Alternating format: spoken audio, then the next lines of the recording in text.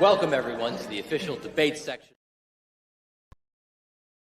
I'm Kristen Welker of NBC News, and I welcome you. Tonight's debate is sponsored by the Commission on Presidential Debates. It is conducted under health and safety protocols designed by the Commission's health security advisor. Hey, and welcome to this episode of Incendiary. Did you guys notice that at the end when she's talking about who developed it, she's shaking her head no, like she doesn't even believe it? On panel with me tonight is Jake from TaleEnd Studios. How you doing, Jake? Doing well, man. Let's get this thing rolling. Yeah, glad to have you here. SmilingBandito is with us also. Ready to argue, sir? Hail and well met. And Blue is with us too. How are you doing, Blue? I'm doing wellish. Wellish. Okay. All right. Is that better than Welsh? I'm not sure. Well, if it's not Scottish, it's crap. So there we are. I have heard that before. Stepping in quite a while ago was Dave Brink of Genuine Comics. He said to our question, he said, yes, next question. I said, well, we're going to discuss it a little bit more in depth than that, Mr. Brink. And also with us, we have Jay Williams tonight so far. So thanks, Jay, for being here. Additionally, we have with us Paul Byrd. I'm going to bring him up on screen. And Paul, how are you tonight? Hi. Thanks for having me. Yeah, you bet. So full transparency, Paul is actually lettering some stuff for me. So he's a freelance writer and letterer, in addition to being his own comic creator. But tonight he's ready to have a rousing debate about, nope, I don't want to steal your thunder. Blue, what's going on? Well, the inside job that we've set up apparently for this debate is, where was it? Oh yeah, should we gatekeep things that we want to keep? Right. All right. And so the way I read that is, do we keep the things that are entertaining us within the indie comic to ourselves and not let it get out into the mainstream? That's how I'm reading it. Am I reading that right? I don't think so, but I think So, it's yeah, more like, let's debate about the debate for a minute. I think there's a lot of different directions to take it. I was there when the underground punk band was unpopular, and the rest of you were all just trendies. Now that they're popular, how dare you make them popular by liking them? Like, that's not what I don't think that's what it's about. Okay, I think that before could be what Bandito it's proves about. me wrong, I think it's about, do you protect things that you want to have preserved, and what does protect really mean, and why are we calling it gatekeep needs to be defined. Hey, Bandito. Hey, how's it going? Okay. Yeah, I think there's a lot of ways to define it. I think gatekeeping actually, as people are kind of talking about why they should or shouldn't gatekeep, I think it does come down to the definition that people personally have for it as well. I mean, there's extreme measures that can be taken. There are definitive rules as to what gatekeepers are actually supposed to be doing or not doing. There's all kinds of ways that all kinds of directions that we could probably take what it actually means to be gatekeeping and if it should actually be taking place. Okay, then Jake, you want to help Paul make his decisions? Yeah. All right, Paul, you are the guest. So as such, you get to choose which side of the debate you want to be on. All right. I'm going to take I think, unpopular opinion. I'm going to say no to gatekeeping. Shouldn't happen. All right. Ooh. So on that side, you also get to choose who's going to help you debate that against others that believe that, yes, we should. I'll take Blue Samurai Zero just because you're next to me. We'll see what happens. Okay. Ooh. Great. All right. Okay. No, we should not gatekeep. Let me digest this for a minute. Okay. So while he's thinking, Blue just threw away all his notes. That means I do not filter who dates my daughter. Great. Oh, that's lovely. Hey, I'm right there with you. So. All right, Jake, he's got another decision to make. All right. Let's see. He chose his side. He chose his partner. Oh, yes. You get to choose the next two individuals that you will debate against, and the last man standing will be the mediator. Well, I was listening to Dojo talk about some examples he had, so I want to hear them. So he's got to be on the other side. And, Okay, that's one. Now it's either Bandito or myself. Well, let's go with Bandito. You can be on the other side too. Ooh, I'm excited. Here we go. Nice. I don't know if Dojo and I have teamed up yet. This is No, we fantastic. haven't. I don't think so. Yeah. Well, perfect. There we go. I'm trying to switch. There we go. Okay. So far, Bandito at this point has not lost an argument. Can you break that streak? That would have been good information before I chose. I attribute all wins to my partners. So whoever gets partnered with me ends up winning. So I attribute all the wins that have been had on this channel to the fact that we usually debate false bifurcation fallacies as opposed to straightforward yes nos like this. Oh, here we go. Jay's already put up his idea on it. Depends on what's being gate kept. That's a good If point. it's quality, yes. Yeah. All right. Well, so if it's not quality, I think that kind of makes the choice for it because nobody will stand up for it, right? No one's going to try and hold on to what is there. So right, kind of makes its own. You say that, and then Velma gets a season 2. So, ooh, damn. Yeah. Ooh, he's shots fired already. Okay, Paul. So why don't you expound on your position that no, gatekeeping should not occur? sure. So I was thinking about this, and like you guys said, there's a lot of different ways to approach it. And I kind of approach it the same way I do like free speech when I talk about it in my class. I'm a teacher, by the way. And, who gets to decide who makes the rules? Who gets to gatekeep? Right? Because, like, for example, we were talking earlier, I wrote a book about kaiju. I'm not an expert. I mean, I think I know something, but there are people who know more than me. So who gets to decide who gets to gatekeep? Okay. And so when we start creating these little tribal areas where people are keeping each other out and competing, I say free for all. If it's good, well, unlike my earlier example, we'll go there, right? I mean, money tends to follow the quality. So let everybody have their shot. Okay. Interesting. So then what happens when so nobody's gatekeeping anything and you end up having a group of people take over something that was meant for like little kids? So now it's no longer the intended audience has been pushed out. Like Velma. Because you have allowed for another group who, they're just there to, by your definition, they're just there to enjoy it, let's say. But now they've made it so that the intended audience is no longer able to enjoy it. The example I would give would be something along the lines of My Little Pony, where it's meant for 10-year-old girls, and 30-year-old men went in and took it over, and now they're sharing 30-year-old men and 10-year-old girls are sharing the same space at conventions. Yeah, I really don't like the term brony. So what's the rebuttal? That is a tough one. I've met a few bronies in real life, and as have I. Yes. Yeah, no, that is definitely something. But what's to stop from just pushing back?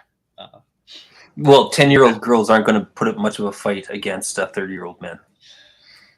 I don't like the way that this topic is going. Let's 10-year-old girls have a parent or two to stick up for them. So if their feelings get hurt by being excluded, I think that it's not just the 10-year-old girls that would be going up against the gatekeeping. So I don't believe 30-year-old men really want to argue with parents about your daughter can't enjoy this hobby that we like. So saying that gatekeeping would be even useful there is just kind of idiotic. If they've done that, then they're idiots. But I would say no, kick the doors off, keep the gatekeeping open, or keep the gate open. So then, by your statement, what I'm hearing is that if there's a convention that's meant for a specific audience, that someone else can bring in their, I'm just going to say it, destructive actions into that space. Well, the violence So- I'm proposing would be conducted by the parents, not the 30-year-old men. But you said intended for a specific audience. That's a quick switch there. We were talking about an IP a minute ago, not just an audience. It was the IP is My Little Brony, and I'm being funny, but the audience for My Little Pony was multiple when we started the discussion. Now you're switching to a convention. No, for I'm not an switching audience. Yeah, so the intended audience for My Little Pony would be for 10-year-old girls. So my proposal is that you would still be able, you can create conventions that are open to everyone. Everybody can go, 30-year-old men, 10-year-old girls. But then you would also have conventions that are only geared for 10-year-old girls, so that they are able to go and, being a younger audience, would be able to go and enjoy it on their level instead of having the more adult themes brought in with the older crowd that would come in. And it doesn't have to be 30-year-old men. It can just be adults, right? And so this would be a form of gatekeeping where you can split that demographic and still have the conventions or whatever that are geared towards the younger audience. And then you can also have, so it doesn't mean that you are necessarily shutting down the IP to the older audience, but you are creating venues so that one can still enjoy it as intended for the age group that it was made for. Would it be gatekeeping though to say anybody can come, but there's a certain age appropriateness to it? Would that be considered gatekeeping? I would consider that gatekeeping. Oh, but you also Or are we included that having gatekeeping alcohol on that on that idea then? But you also included that you would have a different either time or area, or time meaning an entirely different convention for the other age group. So it's really not gatekeeping so much as it is sorting. Well, so now this is where we get to where I would define gatekeeping.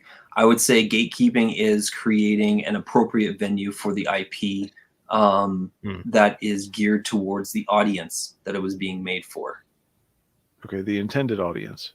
The intended audience. One of the things that I was considering when I was thinking about this topic is that in a lot of cases, and I have some video examples that I'll play in just a little bit here, but in a lot of cases, one of the things, I hadn't even considered audience. I was thinking more protecting the IP. As I probably mentioned ad nauseum, I'm a big She-Hulk fan. And, one of the things that I saw happen was someone coming in who isn't a She-Hulk fan, isn't a comic book fan, but it's a comedic writer. And then we get stuff like this. Triggers are anger and fear.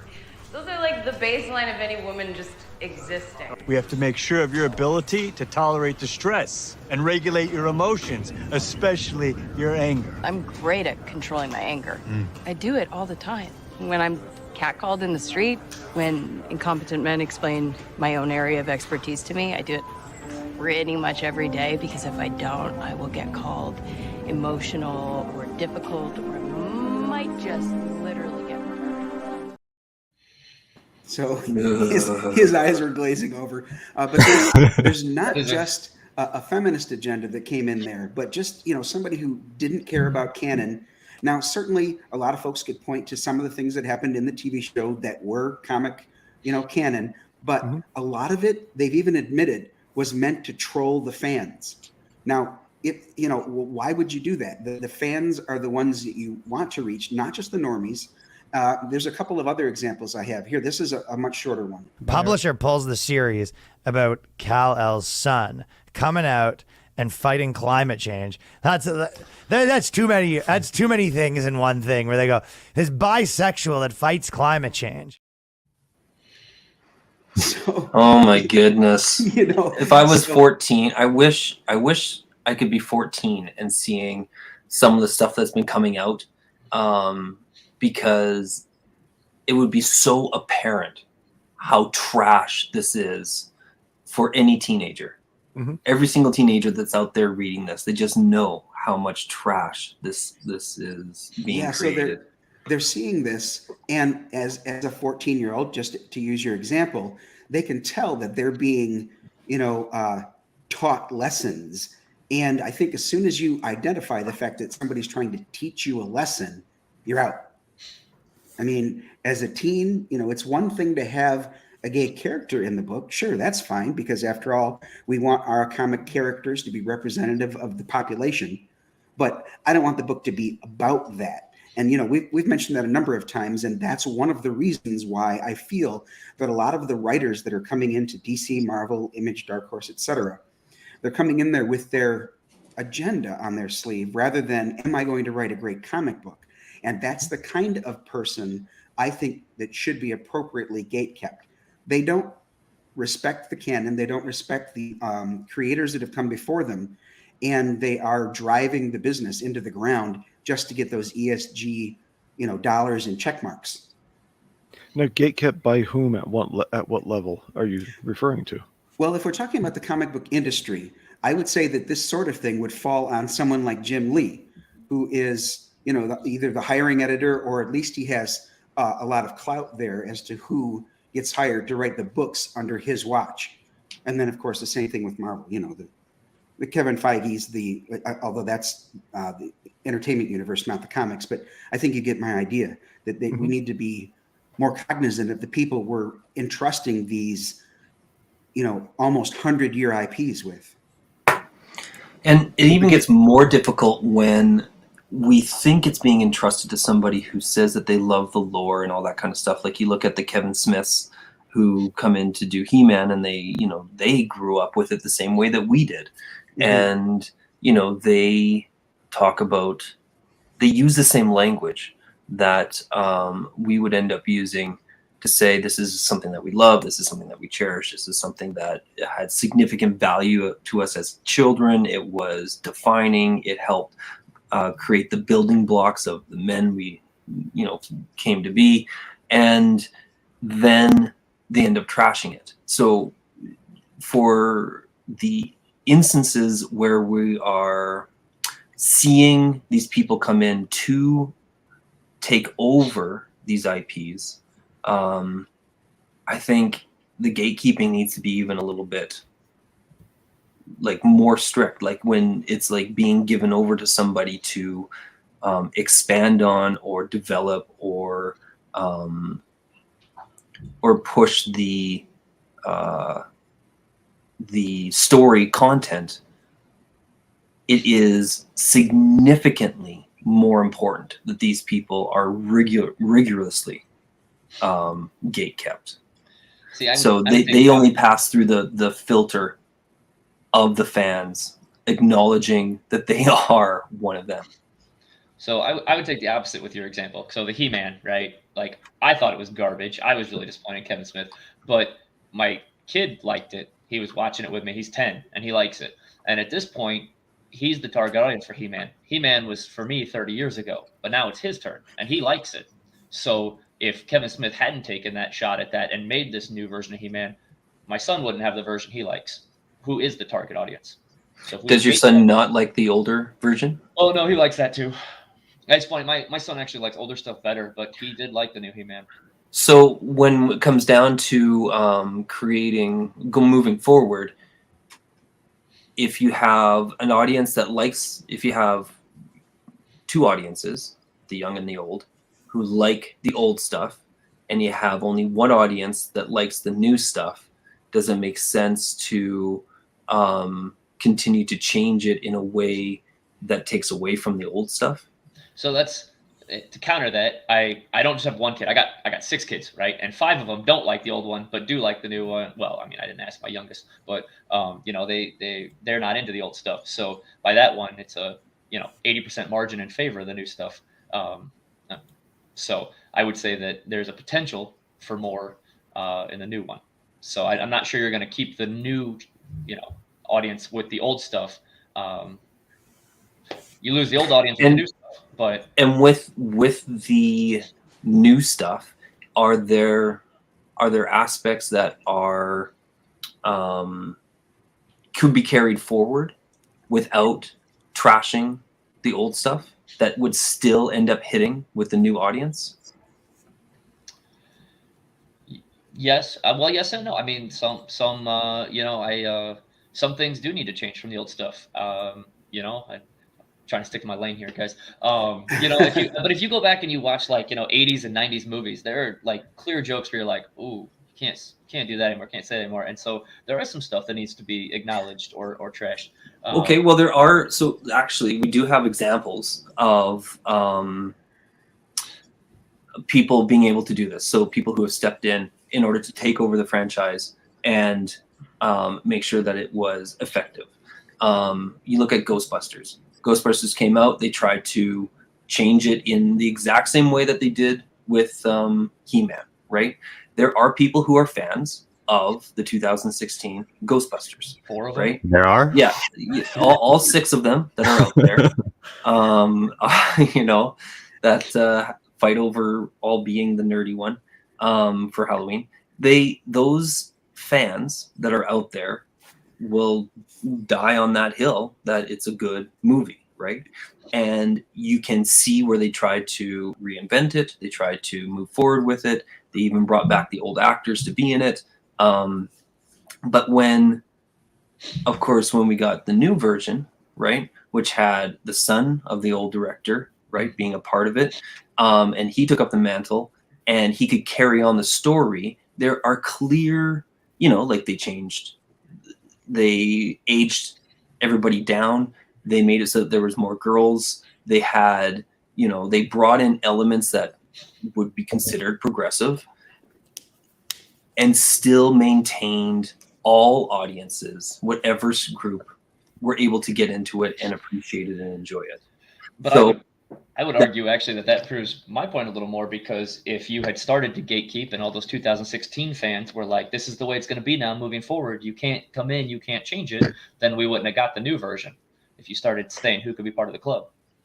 Or is it that it naturally passed on to the person who was the most invested in it and is the only one who actually could have passed the gatekeeping,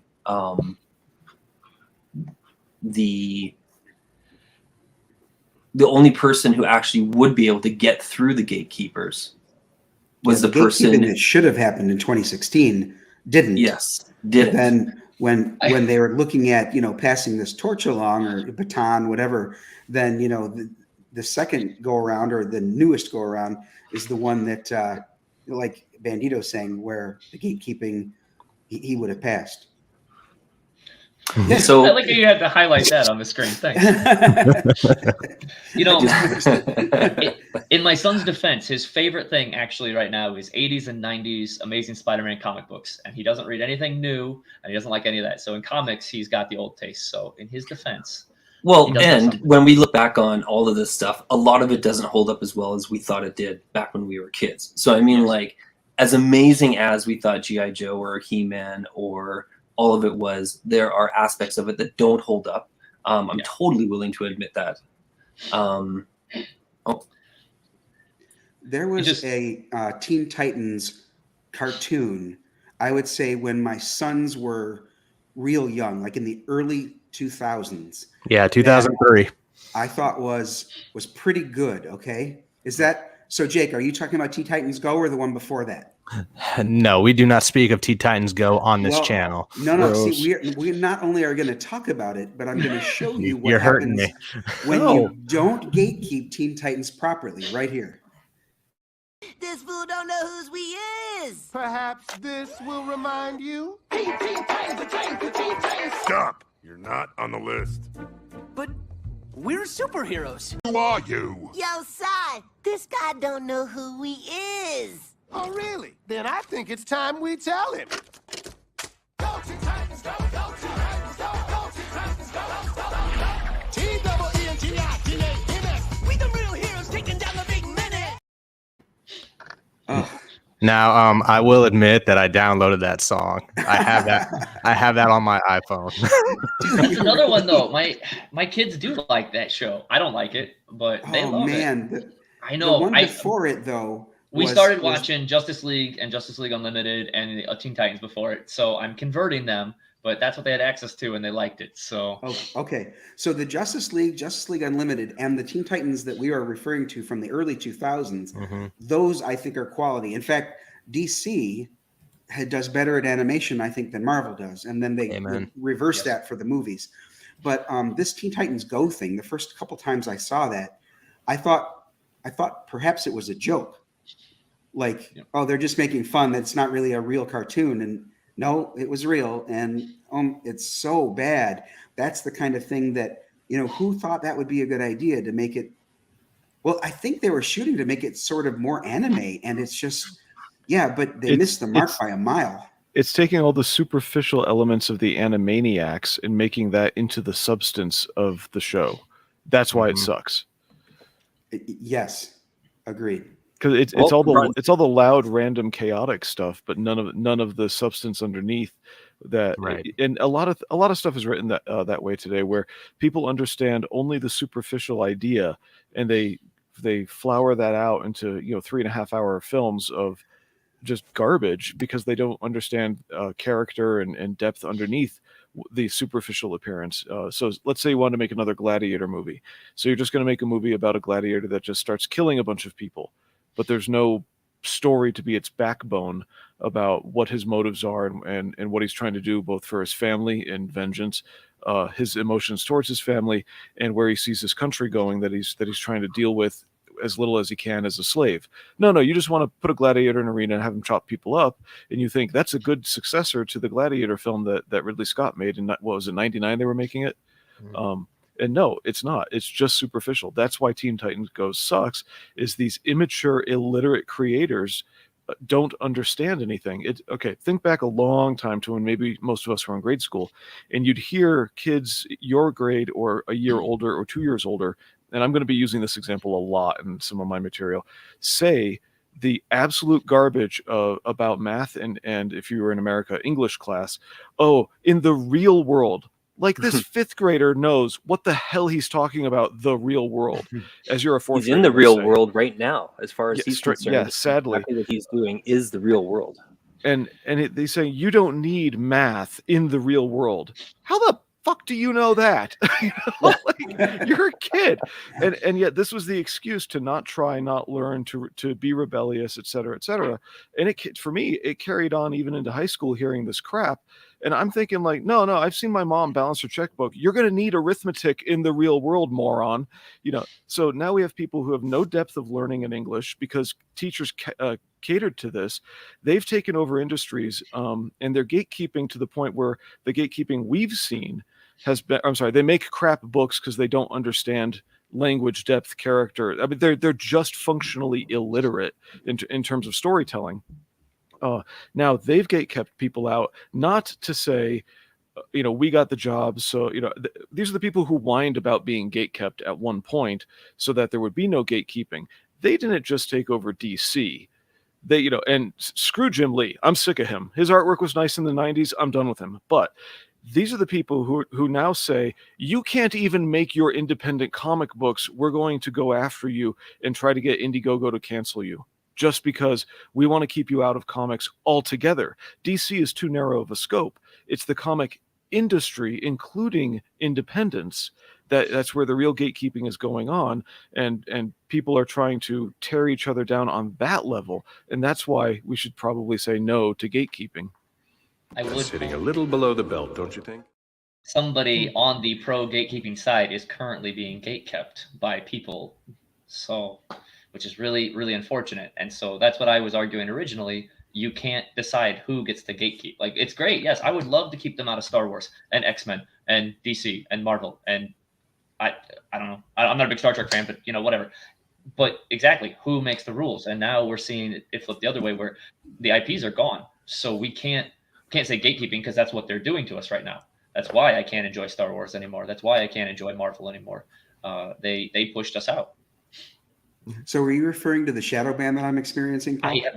Probably not. That's probably not what I No, No, but TaleEnd right, is shadow banned. Didn't we know? yes, like, but that's ridiculous. Like you're being shadow banned because someone somewhere decided something sometime in your past was something wrong, so you can't have your campaign, or that other Right. woman who had her entire campaign refunded after she funded and ordered her books. Like that's gatekeeping in action right there. And so I say live and let live, let the market decide. And yeah, IPs are going to fail, but I didn't really like the prequels in Star Wars. I already thought it was going down, and that was the creator. So, there's going to be bad turns no matter what. So who gets to decide the rules? And I'll go make my own way. If I'm not gatekept, I'll decide with my money, and you can decide if you can live with losing it or not.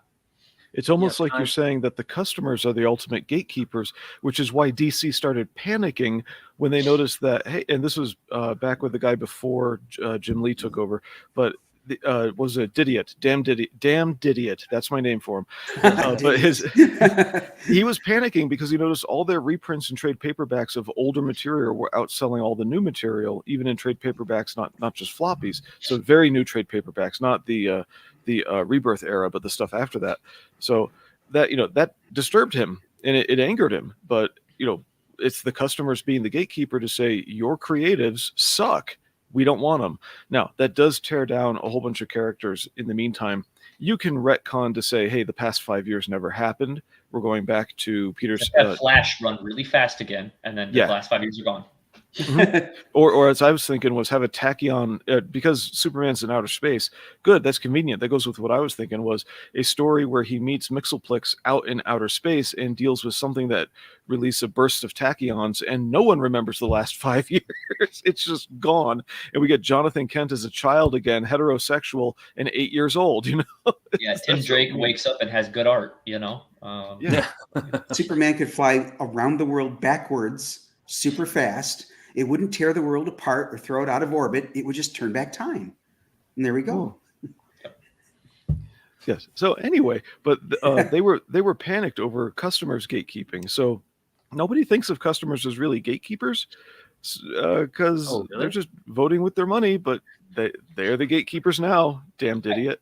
I think the people on this panel think of the customers as the gatekeepers, but yes, the corporate people don't, right? They're like, oh, they just take us for granted. Well, they don't want that power. They don't want to give up that power to the fans, right? But even I know I'm getting off the DC, but going back to the Star Wars thing, they keep saying, well, the last 3 were successful. Yeah, okay, that number 2 and 3 made money, but half as much as the first one. People saw your writing, they hated it, and half your audience walked away. They were happy, content, I guess, with making half the money, but that diminishing returns continue as more and more Disney Plus stuff comes out. So they're not making new movies right now. So I mean, yes, in a way we are gatekeeping as customers, but I don't want them on the creative side deciding who gets to make those choices. Yeah, who gets to make books should not be up. Who gets to make books under their own brand should not be up to somebody under a different brand. It's pretty simple. Who gets to gatekeep? We could have years ago. Okay, and now the demons have the power, and all we can do is starve them by not looking at their crap and making our own. Right? We have to gatekeep them out this time. Okay, so it's out of where? I know that I'm arguing against my own position, but what are we gatekeeping them out of? What do we have left? What sacred thing have they not touched yet? So. Up until recently, they were out of role-playing games, but they've managed to hop on that and start destroying it. Yeah. See, I was never a big D&D fan, but I've been watching it from the side. They still haven't been able to get into Warhammer. So Warhammer has been pretty heavily moderated by the fan base. And they tried a few times. Quite a few times. And they have some allies out there too. Like we have Henry Cavill, who has stated that he's a huge player, right, for Warhammer. And of course, he just has his recent announcement of he's going to be joining the production team for whatever the next movie or whatever is. And, of course, he's also advocated for the fans in other things as well, whether it be The Witcher or Superman versus Batman and all that kind of stuff. So I'm not super familiar with Warhammer. So you guys in the chat can totally correct me if I'm wrong, but I feel like from being an outside in that it's very similar to what happened to Tolkien right before Rings of Power, right? Like people are like, oh, you shouldn't mess with him, you shouldn't mess with him. And then like some websites started saying like, well, here's what's wrong and here's the things and we should add this. And then all of a sudden more started to agree and this cascading effect on the internet happened. And then we ended up with Rings of Power, right? Like there was some big argument a while ago about women space marines or something. I don't know. Like I said, I'm not familiar with it, but people are like, oh, that's not there. And then now it's more, and then they're starting to point out other things. So I feel like that's already happening to Warhammer. We're just getting close to the edge of where it's going to start sliding. Yeah, I think it's impossible to actually gatekeep anything indefinitely. I think no matter what, the people trying to get in have a greater ability to wear down the people and just wait until they have the opportunity to change something. So they can come in and, I mean, it's easy to make it look like you're a fan. It's really easy to be able to get into something and say all the right things, have all the right answers, and they just keep plugging away at it until they've said enough correct things to be able to establish themselves in a position of authority.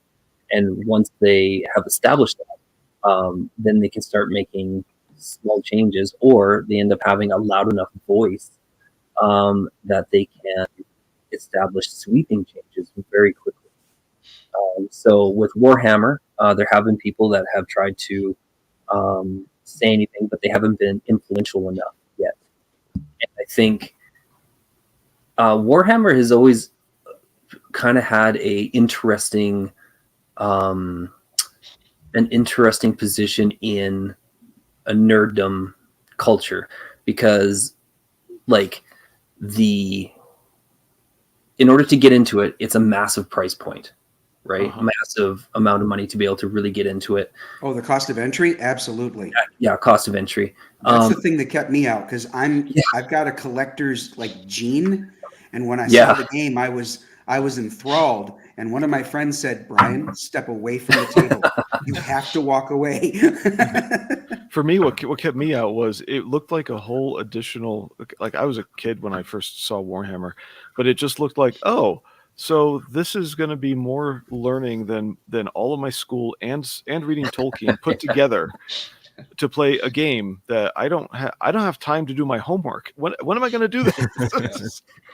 The other thing that's kind of kept it on the outskirts too is that all of the peripherals, so whether there's been like short films or there was like a lot of machinima for Warhammer back in the day, and all the video games and everything, they've always been on par with whatever quality and exceeded at some points the quality of the stuff that has come out around it, but it's never quite been in the spotlight compared to the stuff that came out around it. So it came out with Space Marines around the same time that Doom Eternal came out. Space Marines was arguably just as good of a game, but Doom Eternal got the spotlight, right? And so Warhammer has always kind of had this, lots of Halo machinima. Oh my goodness, red and blue, right? So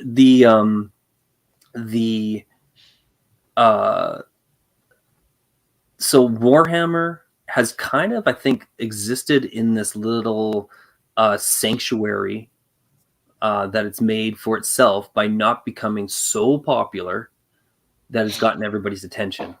But these fandoms that have been like that are now getting rooted out, like we've seen with Willow, I would consider Willow to be a small fandom.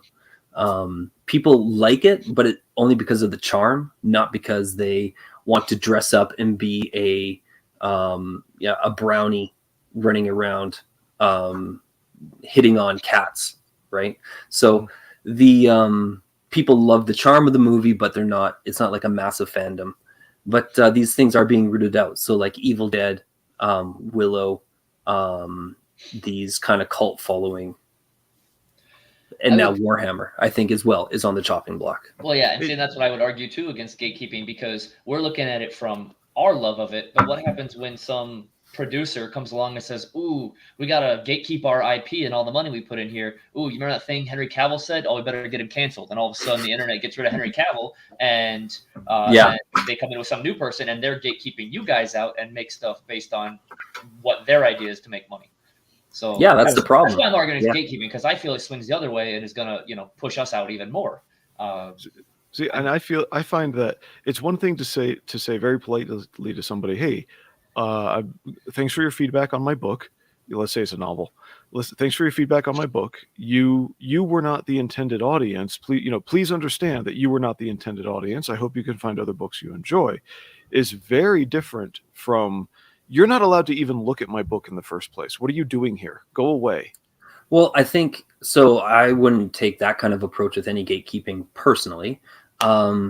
But now we're getting to the idea of the creators doing the gatekeeping. So we talked about the fans. Ultimately, I mean, with their pocketbook, they do. To clarify that, I'm referring to, as we started with gatekeeping fans out, and that's why I'm speaking as an author telling a fan, "How dare you even be here looking at my book?" So that's gatekeeping a fan out, a customer out, as opposed to just saying to the customer, "Oh, I understand you didn't enjoy it, but my intended audience was not you," and being polite about it. You interrupted my point to make the exact same point. So we talked previously about the fans being the gatekeepers. Now we're touching on the creators themselves being the gatekeepers. And of fans. Yeah. Of fans. Yeah. How can you, I guess, creators being, I see you're distinguishing between creators gatekeeping other creators from their own stuff. No, where we started was keeping out fans with the My Little Pony thing, and I'm bringing it back around to that because of the way certain gatekeeping has happened. Since I'm supposed to argue against it, that the one thing we've had is very snotty. It wasn't made for you, as if there's something wrong with you, when in fact these are people who sneaked in to change what was being made, and then accused the existing fan base of it wasn't made for you. So I'm simplifying that down to an author and a reader. And the author could go off two ways with the reader, and why we've changed from the one way, which was the first thing I said was the polite way, and why is it changed to the second way, which is a gatekeeping way. And so my argument is we really shouldn't be doing that, having creators, in this case an author, looking at the reader. We said fan or customer before. I think reader is better. And saying to them, that accusatory, it wasn't for you, how dare you even look at it. Or a potential reader is where I wanted to land on that, and I think I did. Okay, to say, Blue, you shouldn't even be here. The gatekeeping doesn't have to be snooty. It doesn't have to be hostile, right? So if someone comes in and they aren't the intended audience, right? You can say, absolutely enjoy it. Everybody should be allowed to enjoy it. But people outside the intended audience aren't going to enjoy it as me. much. Yeah. No. Oh, sorry. Why are you putting words in my mouth? I was trying to help you finish your sentence. That's all. I know, but I can finish. I'm a grown adult. I can finish my own sentences, even if it takes me a little while to get there. The creator can say, the people who this is intended for, they can persuade me to maybe change the direction of a character because they get behind something that a character was supposed to be killed off, but because the fans that it was intended for love this character so much, I'm going to keep them around, right? They can say that anybody can enjoy it. But people outside the target audience are not going to persuade me to change the direction of where the story is going. And they don't have to be snooty about whether or not they enjoy it or not. But outside of the target audience, those people just have to enjoy it based upon what it is. They do not have any influence over the creator or the IP or the fan base or anything like that. And if that's how gatekeeping was, that would be something to talk about. If you were like, hey, look, I made this and you can like it or not, but you're not going to enjoy it, that's fine. But what we get more often than not is, if you don't like my politics, don't buy my book. It's not for you. And so we do get the vicious, mean gatekeeping, and it swings both ways. So why would we want to further a system we don't like being used against us? Well, sometimes you have to be in control. So first of all, with anything, if you're going to set up boundaries or rules or conditions, never set up anything you can't enforce. So if it turns out that you're creating a rule that you can't enforce, or you just like, if somebody says that they're going to do this, then I'm going to do X. And it's just like, well, you can't actually do X. Like, you can't stop people from reading your book. You can't stop people from commenting on the internet about it. You can't stop people, those are things that you can't enforce. So if you're going to create any boundaries or conditions or something based around how you are going to interact with the audience, you have to make sure that it's something that you can enforce. People tend to not do that. They tend to create expectations and unreasonable demands that are not able to, be supported. And they're not able to be supported in action, because at the end of the day, you create a lot of bark without any bite. And so that type of thing should be avoided at all costs by anybody doing anything. So when it comes to gatekeeping, if you're going to create some sort of structure around what is allowed or not allowed, then you should be creating something that you can actively act on and enforce. That's reasonable. I was reading I was reading that line right there. No, I do understand that, you're right, but I'm just saying, I'd actually go back to Dojo's example earlier when he said, he's a big She-Hulk fan, and look what we got, and because we didn't control the IP. But I would say that it's actually the opposite. It's their attempt to try to gatekeep us old fans. They're literally trolling us so that they can chase us away, and they're like, we're going to make it for the new people. So I actually see the trolling as a form of gatekeeping, destroying the IP on purpose, rather than it, letting the wrong people in. I think that it's a little bit of both. And I think that the more we try to gatekeep, they're going to sink lower and lower. And I know you can't be a hypocrite or whatever. I get that. But at the same time, they just keep pushing lower and lower to gatekeep in different ways. Yeah, well, I can understand where you're coming from, but totally disagree. I mean, I could agree with you, but then we'd both be wrong. That's fair. Jake, are you still with us? Yes, I'm still here. I'm just listening, man. Do you want to bring us home? Maybe pick a winner or whatever, so that we can look at Fallen Man. I honestly, it didn't look like there was much of a winner. When it comes to gatekeeping, nobody wins points. But I mean, if I'm going to be honest, we already know who won this side of the debate, because I'm usually on that team. But I'm just saying. But I do believe that we are at the turn of the hour where we need the final thoughts from Bandito before we get into Paul's book here. No, go through Paul's book and then I'll give final thoughts. Okay, there we go. Yeah. Okay, let's do that. If the final thoughts are anything longer than gatekeeping sucks, then this will be interesting. By the way, I want you guys to understand, I really hate what they've done with everything. I'm not trying to argue anything they've made is good recently. I was just, I was taking Dojo didn't put up the disclaimer. That's right. I got to do that real quick. Oh, no. So, no, you're locked in, Paul. Sorry. You are.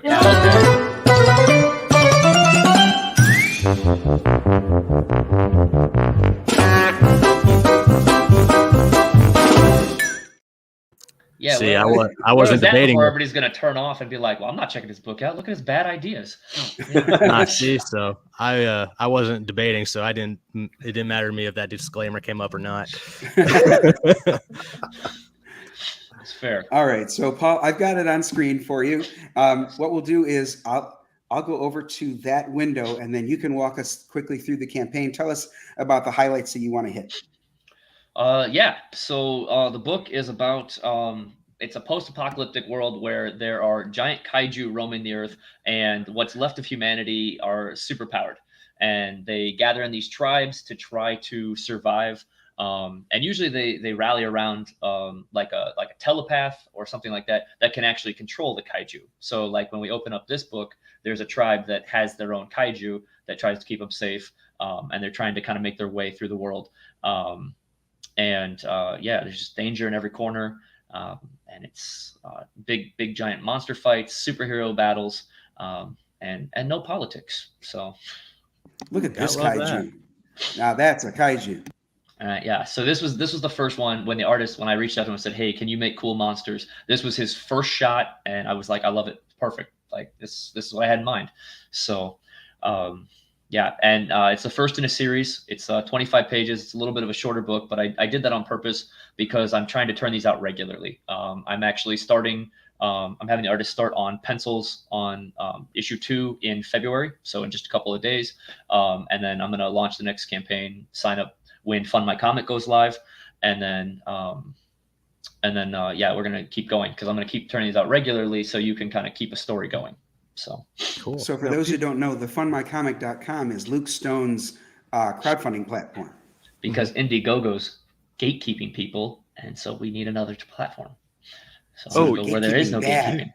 So we're looking at a $50 tier right there, and Yes. it's a 25 page comic. Can you clarify that a little bit? So what you're going to get in that is you're going to get both covers. There's one cover done by the artist of the book, and there's one done by Elliot Rodriguez.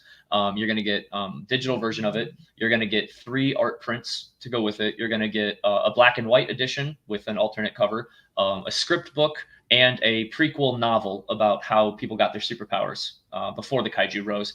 And then and I said a script book too. Yeah. So there's a lot in there, plus all the stretch goals. So there'll be a big stack coming your way for that. All right, let's have a look at the other tiers as well. Of course, we got a digital. That's good to have. I was going to call it the Australia edition for all the people who can't buy out there. But yeah, I thought that would confuse people. So yeah, it's a digital. And as you can see, there's. So here you go. This is, I think, what Blue might have been alluding to a little bit. Yes. And that is a 25-page book. Here it is. You get the physical copy of the book for $12. That's a great price point. I think that most CG books, most longer graphic novels, they're anywhere from 40 to 60 pages, and that's generally $25. And so my book's half that, so I thought half the price would be fair. And I tried to price it reasonably for the length because I do know it is shorter. Right? I'm not coming in saying you should pay $1 a page. No, just that's that fair. Great.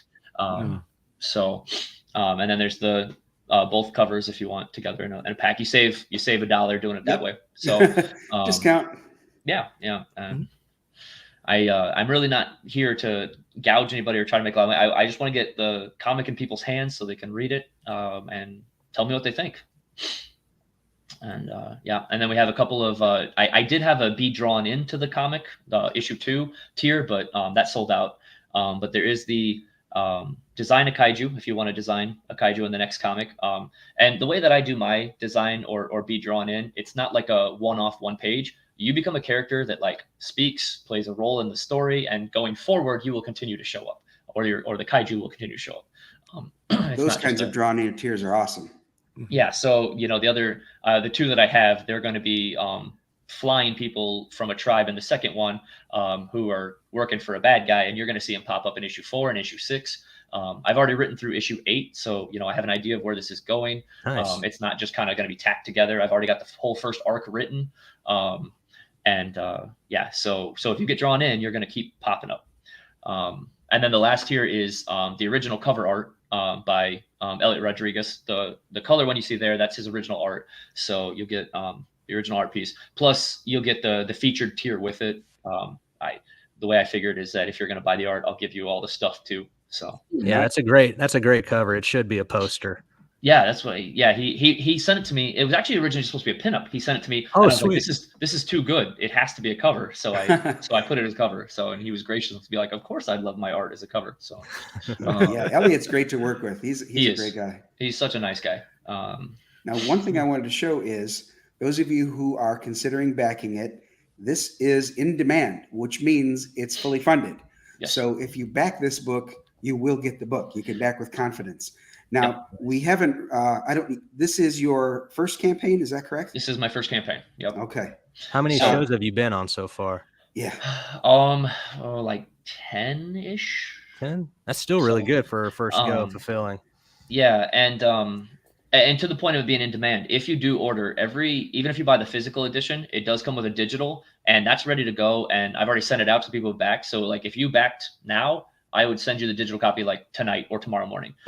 So you would have the digital to hold you over until the physical comes. And I'm like this far from sending the file off to the printer, so it's almost ready to go. So it'll be fulfilling in February. You'll have it before the end of next month, sooner if I get them. Cool. So we're right on the edge of it, ready to go. So I gotta check my email. I forget if I got it. I forget if it came in already. Yeah. If you sign up, you should. And if you don't, send me an email because I will send you one and maybe something extra for the trouble. Or I'll just keep rebacking the digital edition until it finally shows up. Yeah, do that. Yeah, do that. Back twice, back often. Yeah. Well, whichever. Yep. And so we are only like $70-ish from the last stretch goal that I listed. I really wasn't sure how the campaign was going to go, and I launched at a kind of unfortunate time. I launched in November and December, but Christmas. Yes, and as a first time, I didn't know that, but I had been sitting on it for so long. I really wanted to get it out last year. Like I just wanted to do it, and like I said, the book had already been paid for ahead of time. It was ready to go, so whatever I got was just feeling the water, getting the IP out there. So I'm near the last stretch goal. And so that's at 1,500. And so there's one more. Everybody will already get 2 free prints and a bookmark because of where we've gotten. Are they on here? No, unfortunately. A couple of them are up on Twitter. One was done by Luke Stone. Okay. He did one of the prints. And then the other print is done by a guy named Nicholas Mueller, who has Demon Hunter Raven. He did the other one. So and what's the bookmark? The bookmark is going to be the kaiju actually that I showed there on one side, and then the company logo on the other side. So okay.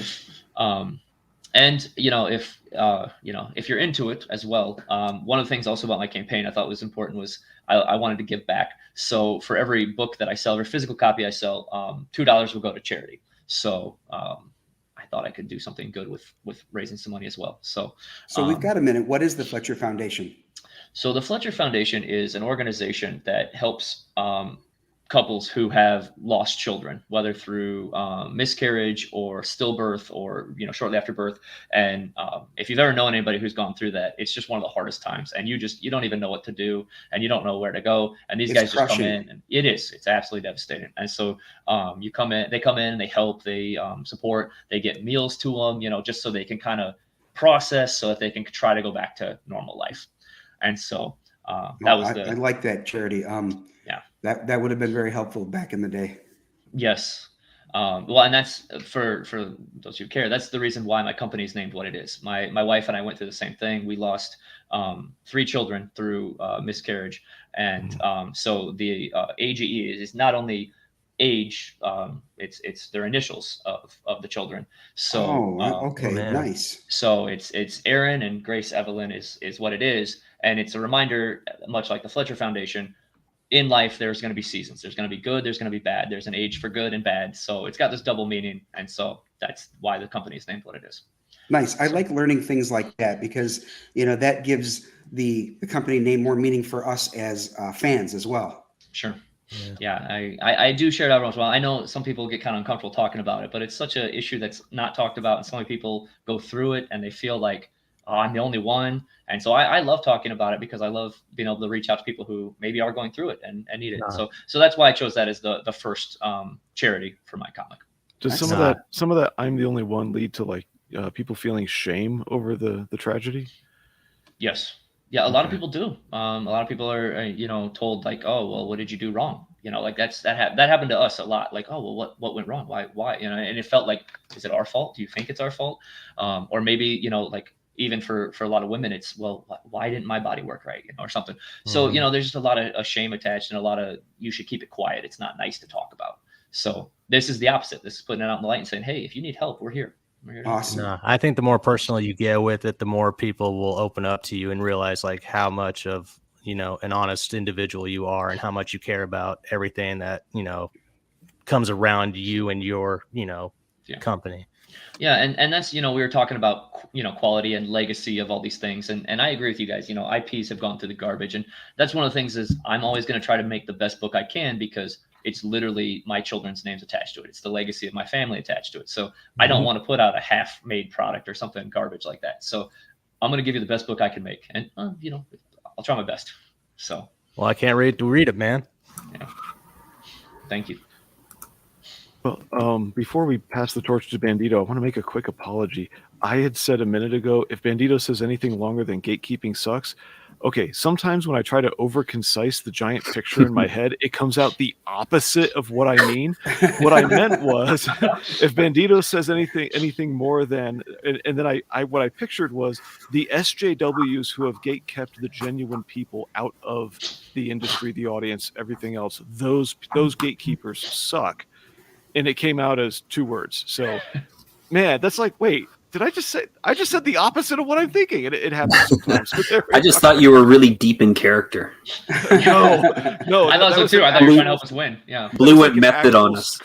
That was an actual screw up for I thought we were dropping the kayfabe, and I'm like, and I'm just thinking the situation with these gatekeepers really sucks because I mean, I see them as abusing the whole idea of protecting what you deem precious. They don't deem any of this crap precious. They're just out for power. Anyway, right. Bandito, all for you. Yes, Bandito, please, your final thoughts, sir. Yeah, well, you're right, Blue. It is a double-edged sword. I mean, who gatekeeps the gatekeepers, right? There are many who would take up the gauntlet and say they are the champions of their favorite characters, fandoms, and IPs. And how do we establish what needs to be protected? How much of a stasis is actually required to ensure the purity of the treasured entertainment is maintained? I don't think we can argue against that certain things require nuanced handling. When a piece of someone's childhood is considered valuable still, it shouldn't be raised from the dead to ravage and destroy those that had made it valuable in the first place. Because truly, that is what is being protected.